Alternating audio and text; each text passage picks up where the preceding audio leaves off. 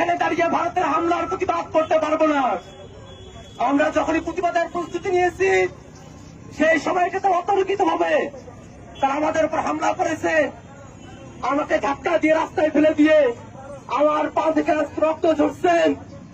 এতটুকু রক্ত নয়, বাংলাদেশের প্রতিটি মানুষের কাছে, প্রত্যেকটা ছাত্রের কাছে আমি উদাত্ত আহ্বান জানাবো, এই রক্ত এতটুকুতে সীমাবদ্ধ নয়, যদি জীবন যায় যাবে, তারপরেও বাংলাদেশে ভারতের আধিপত্য আমরা দেখতে চাই না।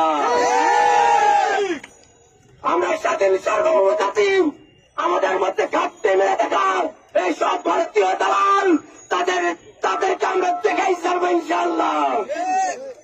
আমরা বলতে চাই, সারা দেশের ছাত্র জনতা আজকে ভারতে যেভাবে বঙ্গবাদের আইন করা হয়েছে, যেভাবে সেখানে জাতিগত ভাবে ভারতের একটি অংশকে রাষ্ট্রহীন করার চক্রান্ত করা হচ্ছে, যেভাবে আমার দেশের সরকার এখানে নীরব ভূমিকা পালন করছে, জাতি হিসেবে বাংলাদেশের জন্য এটা অত্যন্ত লজ্জার।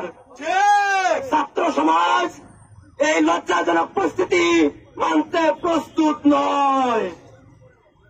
আমি আহ্বান জানাবো, যারাই এই বাংলাদেশে বসে বাংলাদেশের স্বাধীনতা নিয়ে কোন ধরনের চিরমিনি করবে, আপনারা প্রত্যেকটা ব্যক্তিকে আইডেন্টিফাই করুন, তাদের বিচার এই বাংলায় অবশ্যই একদিন হবেই হবে।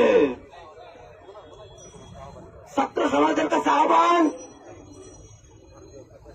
ভারতীয় আধিপত্য যে চলছে বাংলাদেশে তার বিরুদ্ধে কথা বলুন, সারা দেশে এসব মামলার প্রতিবাদে আওয়াজ করে তুলুন।